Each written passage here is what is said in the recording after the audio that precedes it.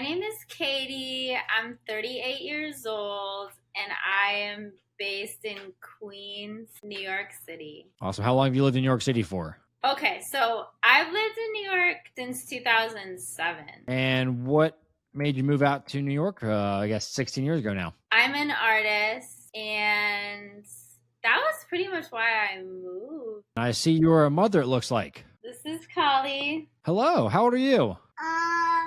I'm turning 7 in August 28th, but I'm pretty much 6 right now. And what kind of art career are you pursuing right now? I'm a fine artist. I ended up going to grad school and have a master's in fine arts. I just work in many mediums, and like one thing I thought of when you're talking about all this, it's like some people don't consider what I do as having a career just because I make so little money, but I'm a serious professional artist.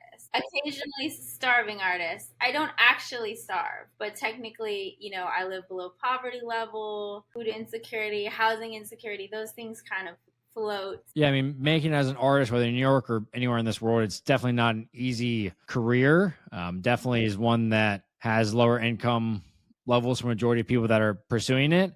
And it also is a roller coaster, I'm sure, too. I'm sure you have some years that are a lot better than others and others that you're struggling to get by. Yeah, and I'm also more of like a non-profit academic artist. So not to say there isn't a lot of money in the arts and there aren't people making a lot of money, but it's definitely like playing Russian roulette. And it's also just when it's good, it's great, even if it's only a modest amount of money. But then when you aren't doing stuff and you're so broke, it can just feel very tragic and overwhelming too. Yeah. Well, let's dive into, I guess, the income portion of being an artist. What's your monthly income right now? It depends, like around 2,000, but I am always doing multiple things, so it varies, month to month. And so is that more like project based, or are you working for someone that's paying you? I usually am working for multiple people, and then I get artist fees. I work for other artists. I teach yoga. I teach the School of Visual Arts. I'm also in a program right now called Guaranteed Income for Artists, where I'm getting $1,000 from the city just to be an artist, no strings attached, which is a new program. Okay, so out of your $2,000 a month in income, is $1,000 of that coming from the city, part of that program, then another $1,000 from other work? Currently, yeah. And how much do you think you made last year in terms of gross income? Around 24K. About 24,000. Okay. I mean, so it's sort of like the same, but it can be so, the ebb and flow. And what's a typical, I guess, when you're working for someone hires you to be part of do a project, what does that typically look like? How long are those projects? How much is a project typically? Well, like I'm working for an app right now, which is actually an experience I've never had. Like I have done things like Postmates, but now I'm working for an app that kind of hires me for gigs. So it tells me the price. I have to do a lot of kind of like administrative stuff, but then I show up, work the gig, I get that amount. And it's almost like I didn't have to apply. There's no hiring process. There's no manager. So that's like one thing I'm doing. But I also have been doing astrology readings where I actually market that and people pay $150 to $250 to have a session with me. So that's like, 2 examples. But if I'm like curating a show, I might get an artist fee of $2,000, and that amount lasts, Okay. And how would you describe your current financial situation on a scale of 1 to 10? 1 being not good, the worst possible, and 10 being picture perfect? It's really moment to moment. It's like how you look at it. To be honest, I did grow up with money. I do live a very privileged life. It's all creative, how I think about it, the student loan debt, the recession, the unfathomable composting that's happening right now, so in a way, I think my financial situation is fine. In another, I can freak out at any time. I mean, for my family, it's like abysmal. I think they, there's this certain anxiety that comes definitely with living on the edge in survival that is real that I don't want to deny, but I feel like it's not forever. Like I don't feel hopeless at the same time. What are you doing right now to improve your financial situation? I mean, I apply for a lot of jobs. I've never had like that salary job, but it definitely looks more appealing just given my current financial responsibilities and having a child. I just signed up for like a home ownership program because actually billions of dollars have been donated for affordable home ownership in the New York City area because housing and homelessness is such an immediate and urgent issue, even for people that live well above poverty level because of the way real estate works. It's just like squeezing people out. So, there are a lot of resources and I definitely tap into them and I'm like doing paperwork, but it's an incredible amount of work and often to just be in this like soup of debt that like kind of makes sense. Does debt terrify you at all? Not really. No, because the student loan debt is pretty abstract. I mean, I know people that have like declared bankruptcy and gone to live in Europe. Like it's not a great solution, but I don't want to let anything terrify me. I think that's giving away my power. We'll touch on the student loans. Actually, let's go into your debts right now.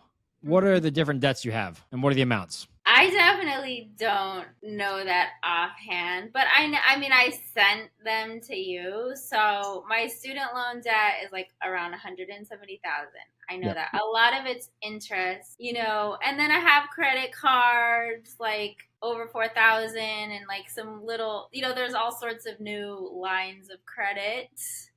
So various things. And like I've had periods where I've paid off my credit card debt. I've done like a program, or like I got a windfall. Right now I feel like my credit card debt is obnoxious and just stupid, which is how I'm starting to feel about renting, and like trying to change my money IQ because it's like renting and paying the credit card companies thousands of dollars is like ridiculous when I don't need to. Yeah. Credit card debt is definitely probably the number one driver of people feeling like they're not making any progress in life or being able to put away money for investing or saving or anything because you're paying credit card companies 29%, 30% interest rates on it.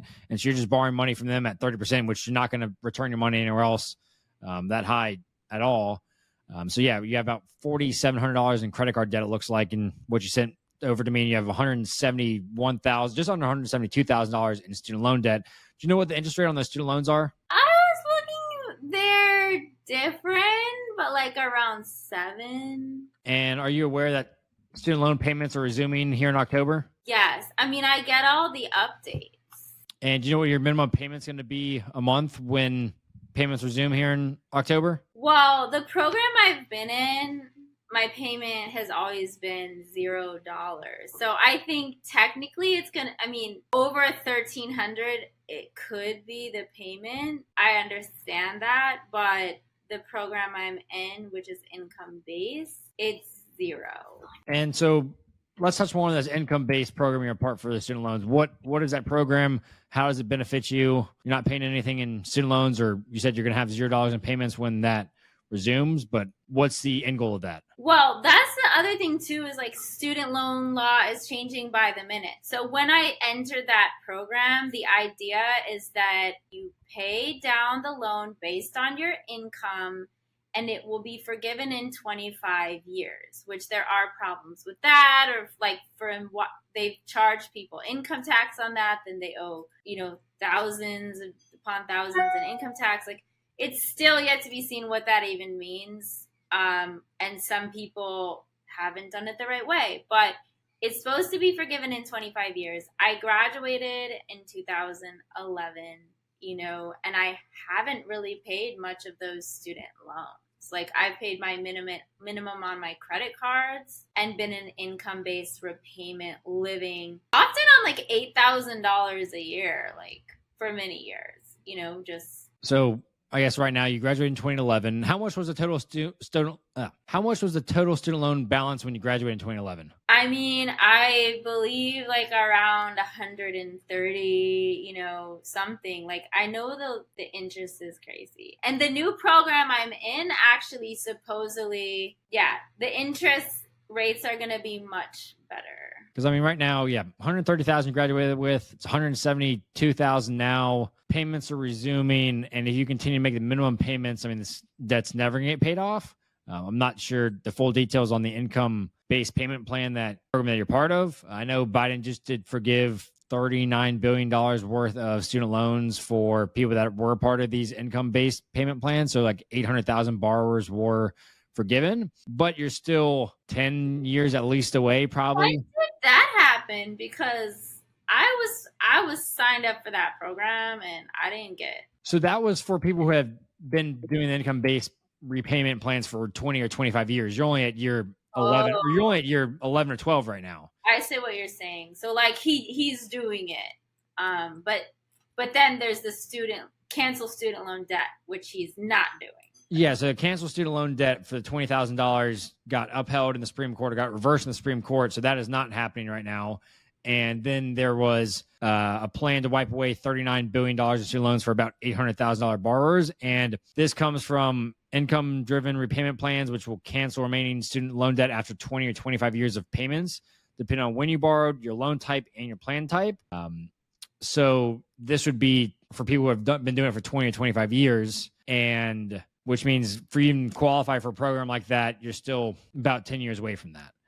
And this still has specifications on the loan, the plan type, how much you borrowed, when you borrowed. I don't know the full qualifications or contingencies on this current forgiveness for the $39 billion. In my eyes, I also wouldn't want to have to sit around for 10 more years to hope and pray that the federal government wipes away my student loans 10 or 12 years from now for a chance at it, which sounds like is your current plan, I guess, moving forward. No, it's not my current plan.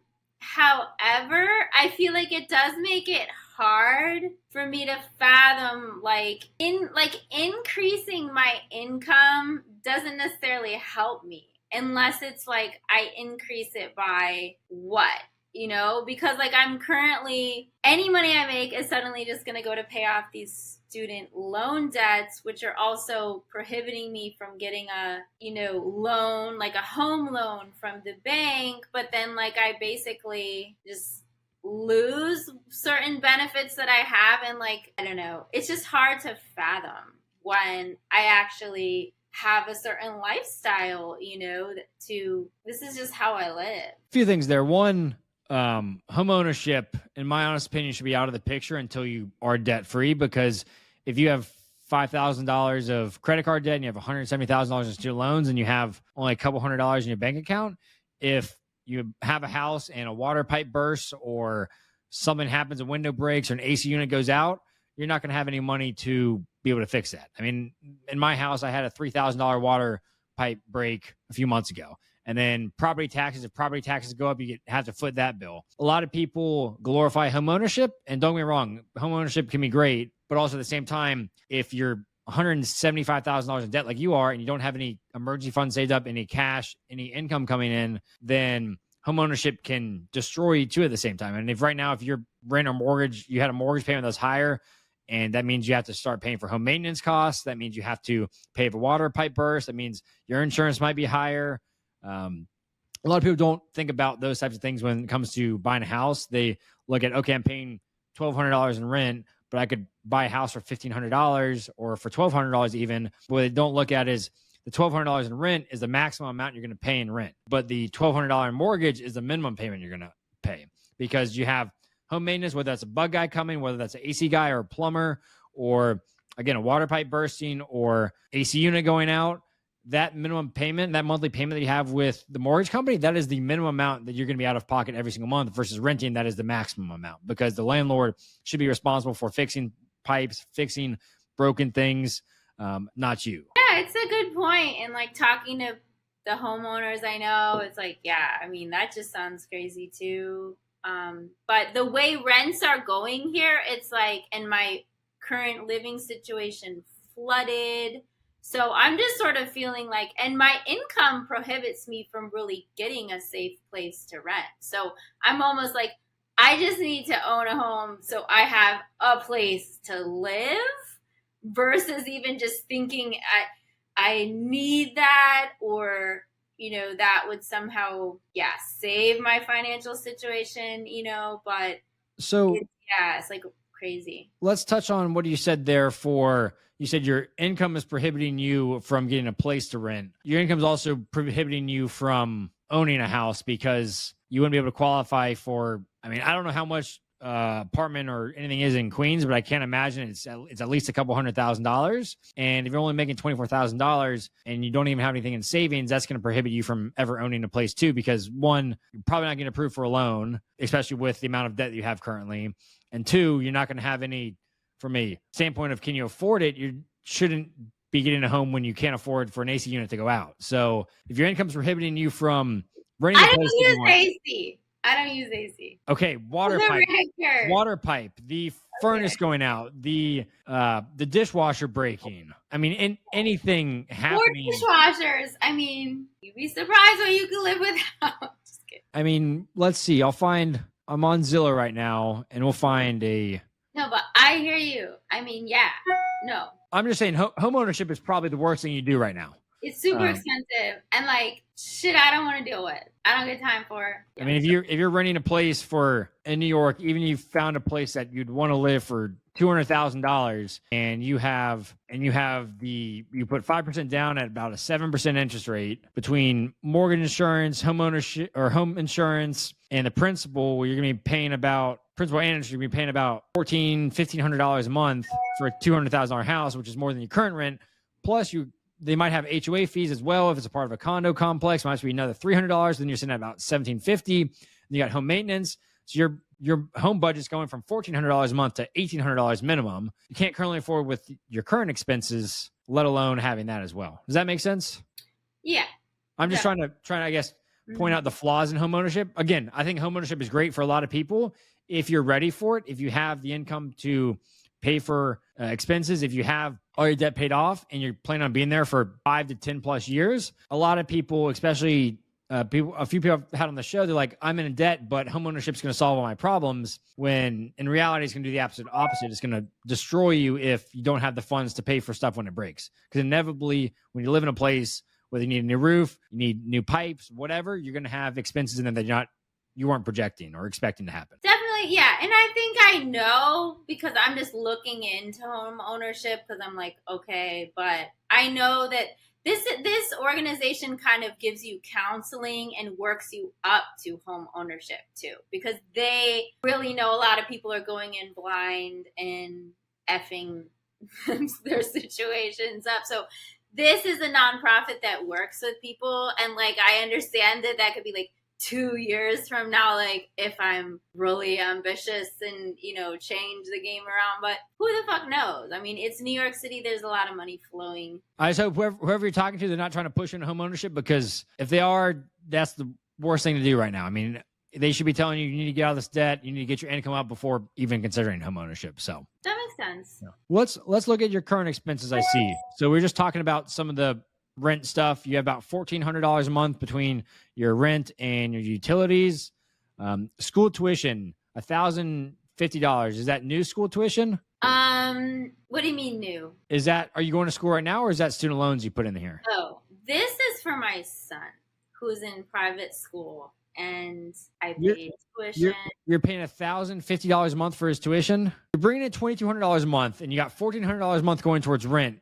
And you got $1,050 going towards private school tuition. That means between rent and tuition alone, you're spending more than you make. It depends on the month. I mean, on average, last year you said you made $24,000, which is $2,000 a month, which is less than $2,400. Yeah, I understand that, and his tuition just doubled. So I'm kind of like, I'm slowly moving forward somewhere, but I know it's a train wreck right now because, okay, everything just went up. So these numbers, I get that they don't even make sense in a way, but I'm going on my tax return last year because my income, it could be $0 1 month. You know what I'm saying? So it's like, people don't even know how to speak my language. It's like, even before, and I was saying, people don't think I have a career. Like when I had a biking accident, they were like, you don't get workers' compensation because you make pennies, according to a lawyer that makes $600 an hour. But I'm like, no, actually, I'm a serious professional that just makes very little money. What justification do you have, I guess, right now for spending $1,000 a month on private school tuition? That's what I'm trying to understand, because you look at these numbers, you can't frankly afford it. I mean, if you had been to my son's school, and what a beautiful experience in a community, and actually all that it brings to me. I mean, I'm getting a huge scholarship there too, so it's really a gift. It's really hard to take away. And it's been a slow process where, of course, the price keeps going up because he's getting bigger. And so we're like, all right, I actually share the cost with my co-parent, but we're just like, this is something that we don't want to. Oh, so the $1,000 is only your share. Yeah. So this is an expensive school. So he's saying, Mom, I like the school. I mean, he does. It's amazing. I mean, this hurts. I mean, frankly, looking at this and just understand. I understand too, having a child. Yes, eat some ice cream. I approve. Okay. I love ice cream, so I approve of the ice cream. I don't approve of the tuition. I know. But I'm just looking at that. That's something that's just a huge expense, and I there's no reason in my mind that I can sit here and say that is a smart financial decision to do. Whether it's you want to find a safe school for your son to go to or a better school, then you should look at what other cities, what other places can I live. But when over 50% of when 120% of your income is going towards rent and tuition, that means I just don't know what to say at this point.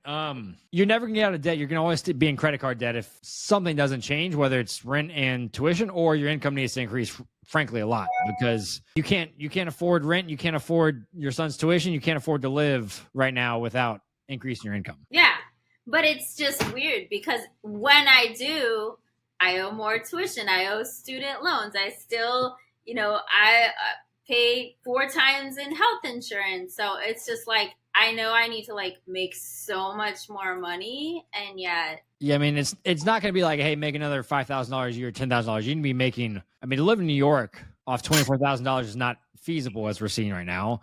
I mean, you got to be making 60, 70, 80K and living the way you are right now to even fathom these expenses.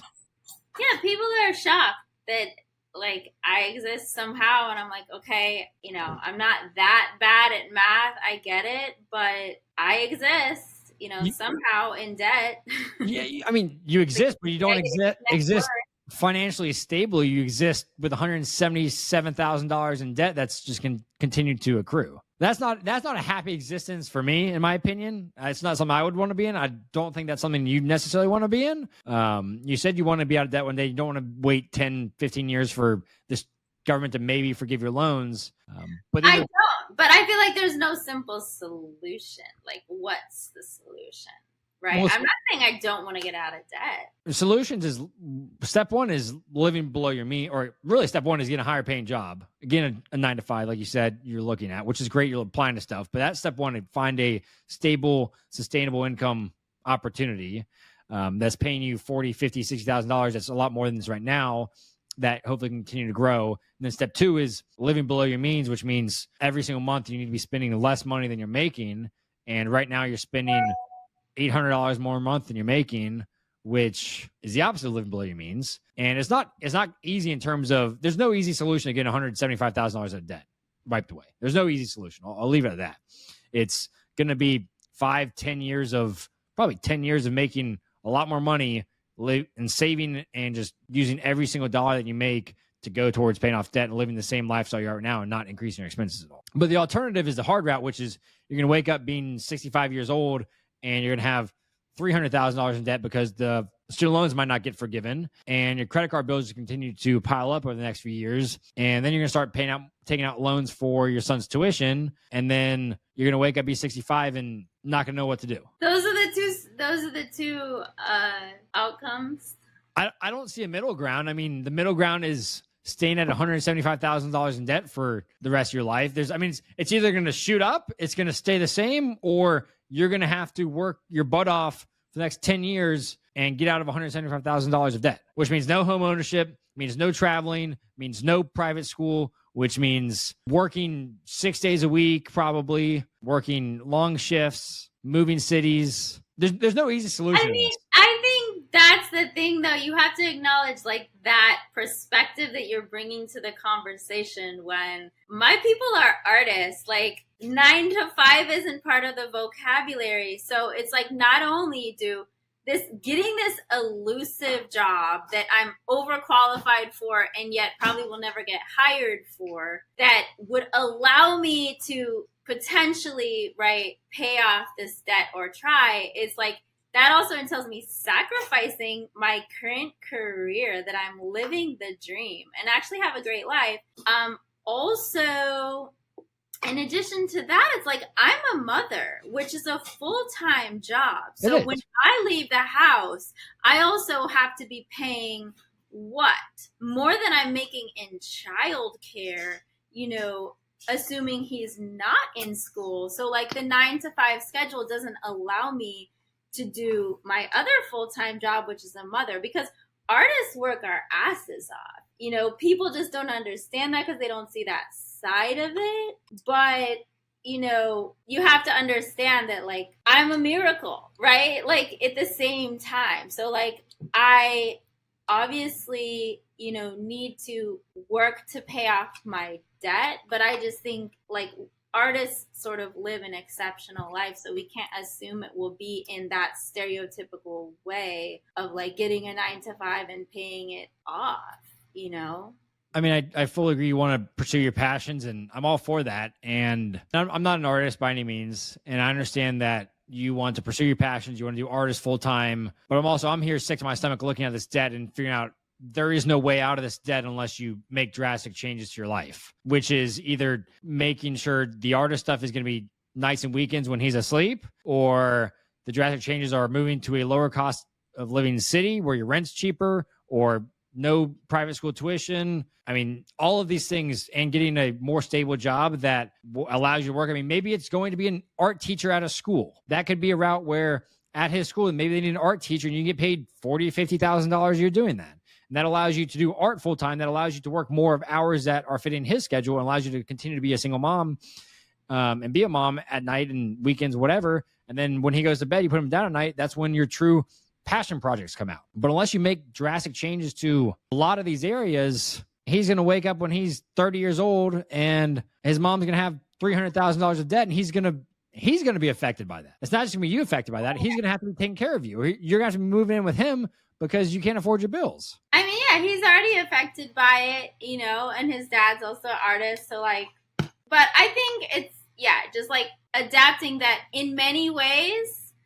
I don't even have a lot of choice right now, but I have to assume that things are going to shift and unfold. Like I literally applied for a job today being a remote tax advisor because it just sounded like a good job. And it's like, I would make a certain amount of money a year and I could be working from home, which allows me to be a mom. Like I would do that. It wouldn't be like fun for me, but like the idea of making like a salary of $40,000 a year motivates me to make that life change. And yet, or like for half of his life, I wasn't paying any money in rent because I had a completely different situation. Most of my time living in New York City, I've paid less than $400 in rent because I did creative living environments and just like, all sorts of things in shared spaces. So I think my expenses are really, really high right now. And then the recession and like all of these changes. So it is just a bizarre place where I'm like, I don't know what's going to happen. Obviously, it's pushing me to make more drastic changes, though. Yeah. Drastic change is the only way to solve this. And again, maybe it's finding things by his school, or like I said, an art teacher role that you can still do some of his passions. Or I'm excited that you're applying to other jobs that you can work remotely, that will fit your lifestyle, fit your schedule, and that can pay you a lot more. And I think you need to continue to do that. Right now, I read posted a day. I mean, people are applying to have to apply to 100 jobs right now to even get one single offer. So applying to one job and expecting to get that job offer, that's not going to happen. You need to be applying to dozens and dozens of jobs every single week to find something that you would enjoy. But also at this point, my honest opinion, you don't have much of a choice to necessarily quote unquote love the job, as long as it can fit your needs or fit your schedule and your skill sets. You need to be in a spot where you're making a lot more money. Let's dive into some of these the statements you sent over, and we can look at some of the different debt, some of the different credit card statements. So at first we have, what is this account?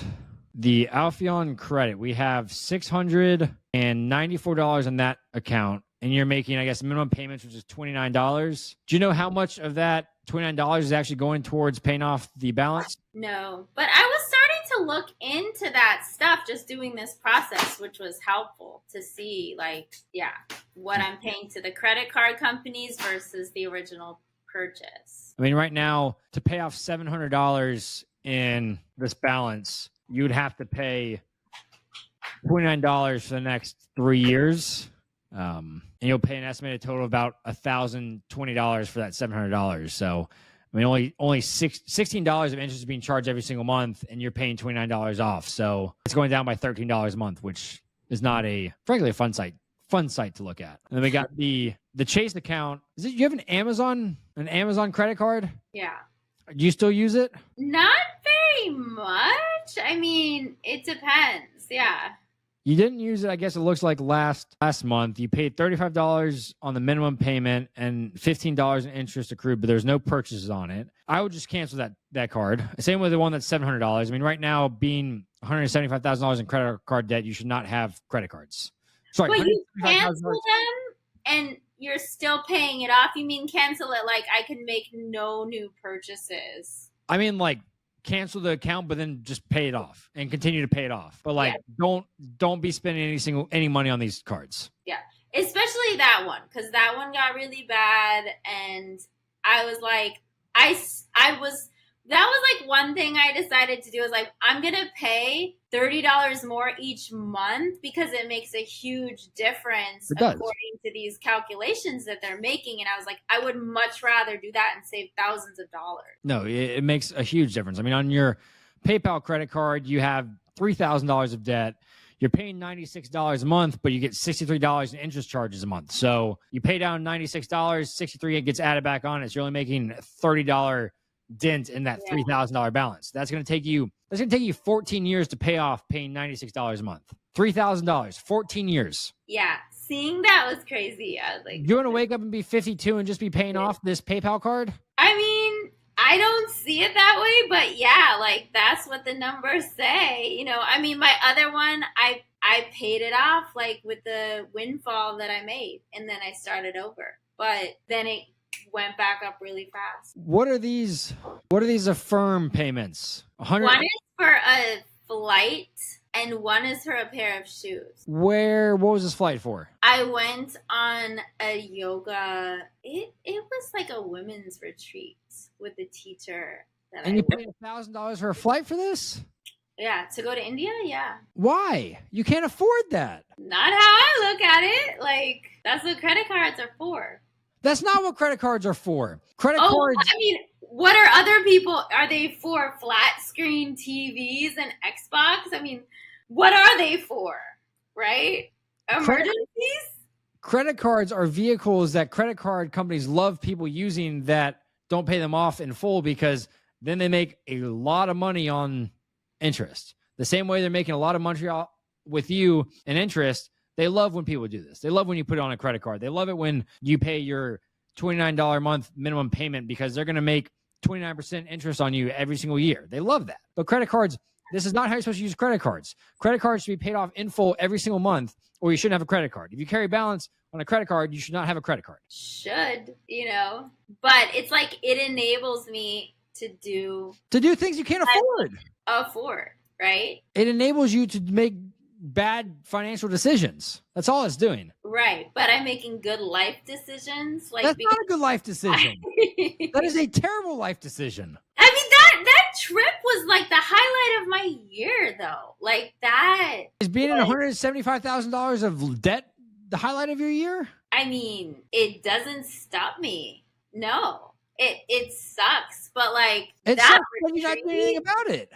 that retreat, I mean, if there were things like I wouldn't take that back for the world. It was amazing. How do you ever expect to get out of debt if you make decisions like that to go and on vacation, go on retreat for $1,000 if you can't afford your credit card bill every single month? I mean, rich people do that too. So I Rich think like people have the money to that, do it. even rich when people- you're not in debt, that's what rich people do. Yes, they go on trips with money that they have and they can afford to spend. You're not rich if you have a credit card balance. You're not rich if you have $175,000 in debt. You're broke. Your net worth is negative $175,000. That is, you should not be doing what rich people do. If Elon Musk is taking a private jet because he's rich, if you go take out a loan to go on a private jet, I'm saying they abuse credit cards in the same way, you know? Rich people don't carry a balance on credit cards. You're paying 30% interest to these credit card companies to spend money you don't have. If you are quote unquote rich, you pay off your credit card every single month. If you cannot pay off your credit card every single month, you are not rich. I think that's an opinion. I mean, I just think a lot of people that are rich, yeah, well, you're not rich if you're carrying a credit card balance.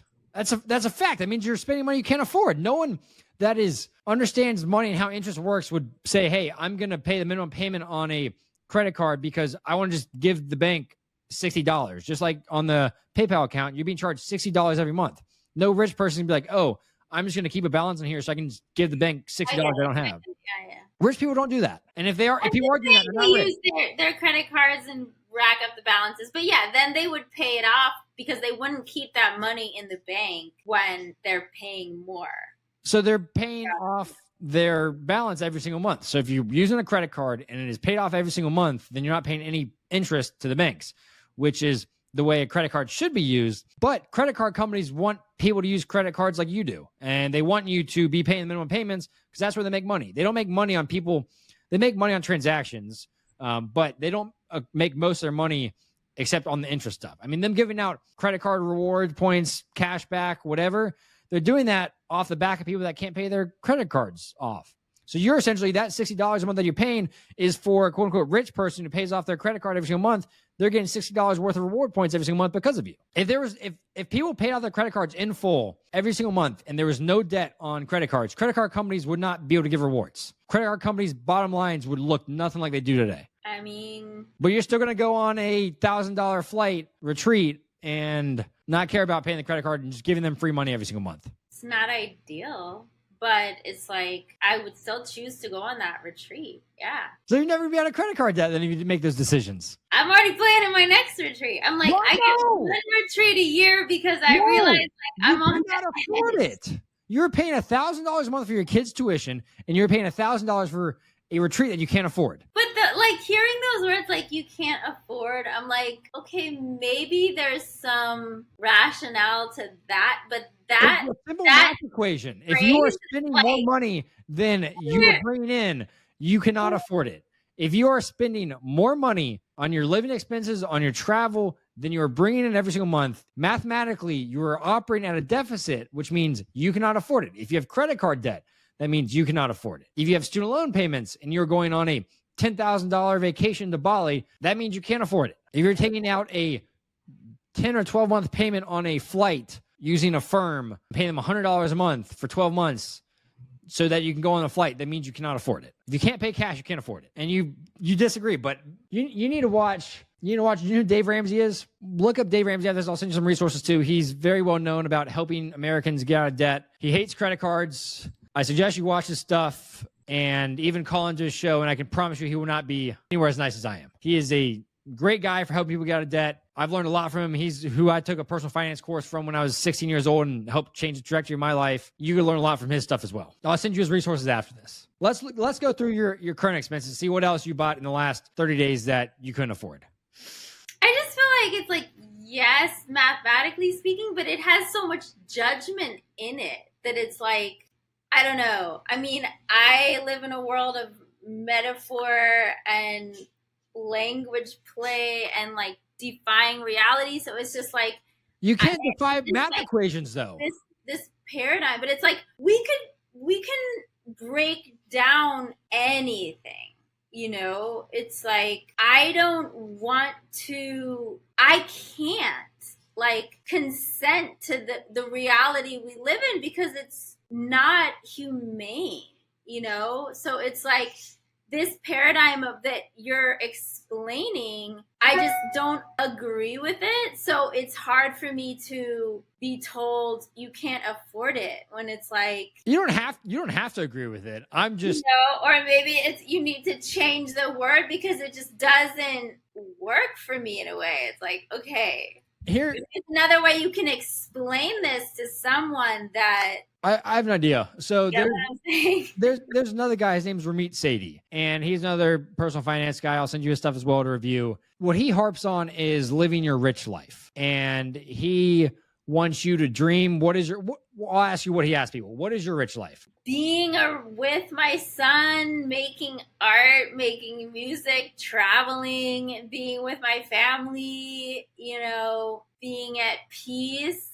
eating good food. Okay. I mean, that worlds. Great. And that's what he teaches. He wants you to, Ramit teaches that you want to picture your rich life and figure out how do you get to that? How do you set your budget up for success to be able to afford that rich life, to be able to enjoy the things in life that you love? He teaches cut mercifully on the things you don't enjoy life. So if you don't like food, or if you don't like shopping, then stop spending there. But if you love travel, then let's put more money towards that.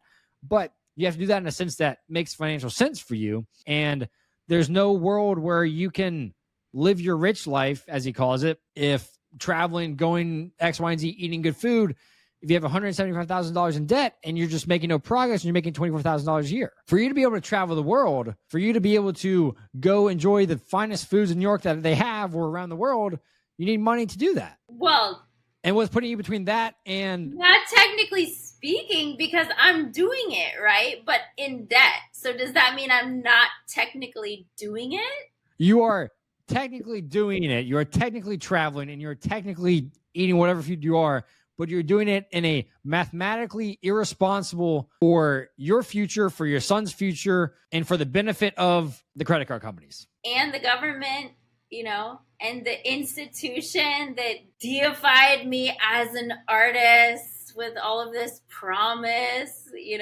All the banks, they love you. You're their favorite kind of customer. But see, that's the thing. Like, I grew up with a parent who was very interested in money, very good with money, overly preoccupied with money, and who I felt still was never happy and was in scarcity and anxious. And I refused to live that way and be in that world and just live my rich life, You can't live your rich life with under $1,000 in your bank account. You can't live your rich life worrying that you have to make payment for your son's tuition next month. That's $1,000. But I'm not worrying about it. I'm paying it somehow. I refuse to worry about it. That's what I'm saying. No matter how much money I'm more worried about your debt than you are. About it. You still worry about it. I'm a yogi. Worry is what, hurts your body, just as debt hurts you and it's a danger, right? But so does stress. So I'm just saying it's a mindset. It's a whole generation of us that has massive student loan debt, and massive unemployment. I'm not trying to justify everything. I mean, I actually am focusing a lot on money, but it's still like minute to minute. What's a actual tangible solution, Tangible solution right now would be, do you budget your money at all? Do you know how much money you spend in certain categories every single month? I've done budgets a lot, but I don't really believe in being that preoccupied with the budget. But I've done a lot of workshops and things where you make a budget, and then it changes because every month is different. I was traveling last month, visiting family, completely different budget, Do you know how much money flowed out of your bank account last month? I mean, I have my basic bills, right? Which is rent, $1,300, school tuition, that's probably minimum over $1,800, $3,000. And that includes, I think, only half of the payment for tuition, because I see a Venmo for $650. Was that part of the tuition payment? That's probably rent. because actually I got a half off rent because of some extenuating circumstances. I mean, yeah, I think this is like a probably Okay, I see. I see previous the. statement. I see the tuition for 1,020. Okay, so you had a month that was half off rent, which is $650. So right now you had $3,000 in expenses last month, and that was half rent. So that means if you had full rent last month, it would have been $3,600 that would have came out of your bank account, making $2,000. That's $1,600 a month, and you have ended the month with $960 in your bank account. That means if you operate at a deficit for $1,600 of $1,600 a month in June, which I guess this is through June 12th. So between the last 30 days, that means you probably have under $500 in your bank account. You probably have $0 in your bank account right now, unless you had an inflow of money the last 30 days. I mean, What's in your bank account right now? Technically, I did. Technically, I have over $2,000 in my bank account, but I, again, actually through sources of income that are not really work, I Airbnb'd my apartment for almost $500. I got a tax return 6 months late. I did a lot of work for family members who hired me while I was on vacation. So as I'm just, you're in a better spot than I would have projected you to be then over the next 30 days. So good. You're doing things at least to drive income, whether it's Airbnb in your apartment or finding work to do. That is good. But on the expense side, that's what worries me really is all this money flowing out. I mean, we already talked about the firm stuff. We have Amazon purchase for $20. I don't know what that is. You're eating out at Shake Shack when you don't have the funds to do that.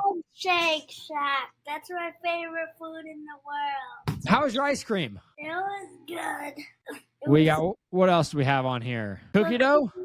With chocolate chips. Nice. That's some of my favorite ice cream. What else we got here? So we got, expenses wise, we have a lot of Metro card stuff on here.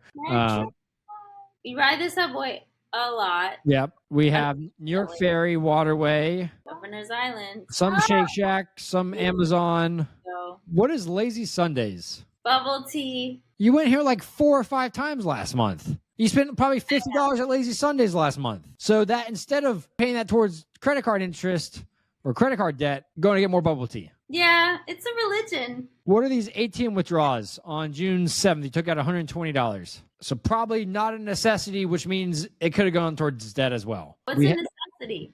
A necessity is roof over your head, food on the table, clothes on your back. And that does not mean going to buy new clothes off Amazon or shopping spree or whatever. That means if you have clothes that are in your closet, in your drawers that work, you don't need any more clothes. But eating out when you're $175,000 in debt is not a necessity. Bubble tea is definitely not a necessity. I don't really eat out personally. That was the last day of school, his favorite Shake Shack. I do. Bubble tea for me is not a necessity. It's a necessity. Traveling on your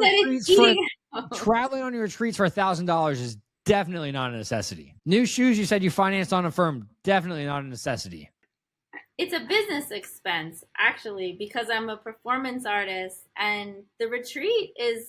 No, you don't justify this. I mean, but that's the thing. I'm like, I don't think we're speaking the same language. I'm talking about soul and, we're not. I'm talking... and you're saying you should do this and you can't afford this. And I'm like, who are you? Uncle Sam? Like, I am basing this. This is math, I guess. I'm like, okay. This is a math class. And mathematically, to be able to afford something, you have to be able to pay cash for it. If you can't pay cash for it, you cannot afford it. And people don't even use cash. Like, it's going to be illegal to pay with cash in like a few months. That's what I'm just saying. Like, okay, debit cards. A debit card. A debit card is the equivalent of cash. It means it takes money out of your bank account the exact moment when you swipe that card. Credit cards are not cash. Credit cards are you're paying it 30, 40 days from now. So when I say paying with cash, it means you have the physical money in your bank account. That money would come out of your bank account right then and there, and you'd pay it off or you'd be paying for it. But paying for a retreat on an affirmed payment plan or having $5,000 in credit card debt means you do not pay cash for it because you financed it over however long. Or you're making minimum payments on it, which means financially afforded. And from my point of view, yes, you need to take care of yourself mentally, physically, spiritually, but at the expense of your financial future. I mean, there's ways to go go on retreats locally in New York that you can get a group of people together and go to beautiful parks in New York for a day and do retreats there. There's beautiful parks that you can go to if you want to explore, go in the water, whatever it is. It doesn't mean you need to fly for $1,000 across the country to a place and do it, especially when that means by spending that money now, that means it might be difficult for you to afford tuition 1 month. It means you're going to be difficult to afford rent 1 month. So you're putting yourself first and foremost over, I mean, your mom too, first and foremost over him when you're taking out loans to go do that. And that's putting your financial future at risk and his. And I understand, like, you want, I'm not an artist again. I'm not in that career field. You're sacrificing, my comparison is, I guess, trying to lose weight. Is when you're trying to lose weight, you see a Twinkie on the counter and you're like, I want to eat that Twinkie. It'll be so good and I'll enjoy it. But you're trying to lose 50 pounds. And that retreat is your Twinkie. It's a short-term satisfaction, gratification mechanism. And that's just going to cause you to have to do the stair stepper for another 6 hours in a few months. And every single day as you go get boba tea or you go get food or you spend money you don't have in your bank account and rack up credit card debt, you're just delaying the freedom that comes with being debt free.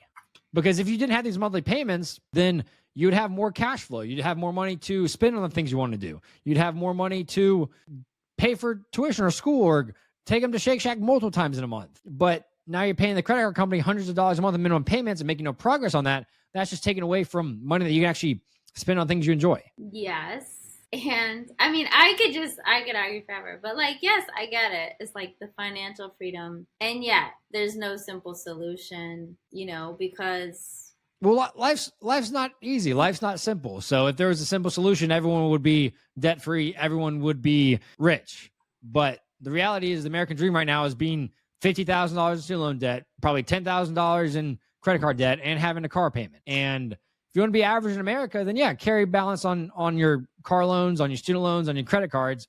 But if you actually want to enjoy life debt-free, not have to worry about owing the bank money, do the hard thing, which is get out of debt. Yeah, but I guess I also just like when I check in with people that I know that are working the jobs that make money, it's like a lot of them are quitting because they've destroyed their body. They haven't seen their children. They haven't lived their dream, or, they're just quitting their job. I mean, these are the people I encounter in my walk of life is that they feel that the money isn't worth it, whereas like I'm tremendously healthy. I have a beautiful child. I do what I love every day. I do have a lot of freedom, and either, yes, if I could magically make 10 times more money, I would even have more freedom, but I've also invested in a certain dream with the understanding that I have potential to make a lot more than any sort of entry level 9-to-5 job could give me, which is also going to potentially, just destroy my life and my happiness. And we live in a world that values things that I don't, and I value motherhood. Like, I think it should be compensated. I think it's work. It is 100%. Motherhood is not an easy thing to do. I would like to be married. I also don't know how to, do that. So there's like various ways people make money beyond having conventional jobs. But the issue is you're not making enough money to afford your current lifestyle. And I'm all for doing things that you love and things that you're passionate about. But when it's at the expense of, first and foremost, have to take care of yourself mentally, physically, everything. If you're working a job that is destroying your body, destroying your mind, destroying your entire life, then obviously that's a job that you need to get out of. But on the flip side, if you're doing something and chasing something that you're passionate about, that's not making you any money, that's putting you in all this debt, or not allowing you even an opportunity to get out of debt, that's, in my opinion, almost just as bad because it's just destroying your entire future. But at what point do you make that decision? And it's only up to you to make the decision. Hey, I want to get out of debt, or I want to figure out a plan to do this. But right now, the current way that you're living with your expenses, with your income, obviously trying to find another job, but you're not doing anything currently to improve your financial situation. I apply for jobs all the time, but I think because I've always done freelance work, those salary jobs, I'm not a very competitive candidate for, because I have this like very multi-layered revenue stream thing going on. So it's like what I'm doing, even if I'm working all the time, you know, it doesn't translate to getting those jobs, but I do apply for them, you know, when I have the skills that match, because I do have a lot of skills. But yeah, it's it's very, you know, that's what you need to continue to do is continue to apply to those jobs, continue to search out those jobs, and be very proactive. I mean, you should be applying to at least a dozen, if not 20 jobs a week, 24 jobs, and find one that can do it. And then you can still, like I said, when he goes to bed at night, you can pursue your artist stuff. You can still keep clients or people that bring in other projects, say, hey, I'm going to be doing this at night when he's asleep. And you'll still have that creative outlet, that opportunity, and still continue to push that career forward. But you'll be able to actually get your finances in a much better spot. I mean, at the beginning of this, you said you didn't think your finances were really that big of an issue. They didn't worry you at all. Frankly, I think I'm a lot more worried about your finances than you are. I mean, I would depend on the day. I would put you probably on a scale of 1 to 10, probably a 1.5. And that's because the interest has not resumed on your student loans. But in terms of income, your income is very mathematically, what we've showed is impossible to live off in New York. And your expenses between the rent and the tuition are $400 more a month than what you're bringing in. So personally, I'm terrified for you, because I don't want to sit here and depend on the government to pay off, to maybe forgive my loans 10 years from now. Carrying a credit card balance would just terrify me as well, because that's hundreds of dollars a month coming out of your paycheck that you don't even have an option of where it goes. It's going straight to the bank, and it's just going straight towards those banks' bottom line. So I think really what you need to do is I'll send you some resources too. To Dave Ramsey, he's great about teaching about getting out of debt, talking about getting out of debt. I think he's a tremendous help there, and I'll send you some resources to that.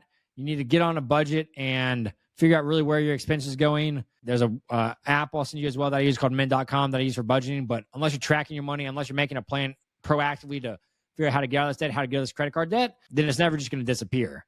And right now, I know you're trying to find other jobs, but you can't wait for you to find that job to start getting your finances in order. If you wait for that, then even when more money comes in, it's just going to disappear just as quickly, because you're going to see you're like, oh, I'm making more money, I'm going to go on this retreat, or I'm going to buy this. And you'll be in just the same spot a year from now, even if you get a job paying you $40,000 a year or even $50,000 a year, because you won't know where your money's going. So unless you're tracking your spending, unless you're making a plan for your money, then it's just going to disappear and you're not going to know where it goes. Yeah, it makes sense. I can see that. I'll send you a lot of stuff after this though. But really just do appreciate your time coming on here today. I hope that you'll take some of this advice, or take some of the resources I send you and learn from them about getting out of debt, and trying to just build a financial future, or as Ramit City says, building your rich life for you, for your son. And just appreciate your transparency on here. And I want to be a resource for you too as well. If I can ever help anyway, if you have any questions, if someone tells you to go buy a house, please email me, because I will tell you not to do it. Good to know. But Stop. Okay. But appreciate your time today, and we'll be in touch. Let's go into acting and make a lot of money. Do not go into acting. Acting is just as difficult as a career field as the artist world. I'm So gonna be in commercials. acting, you can do acting on the side, but that cannot be your full-time job if you have $170,000 in student loans. It's just on the side, but that's one way. Because he clearly loves the camera, the spotlight. and let's not take out $100,000 of student loans either. Let's get scholarships to college. Scholarships. Well, Katie, thank you so much for joining, for your time today, and I'll send you a bunch of resources over after this. All right, sounds good.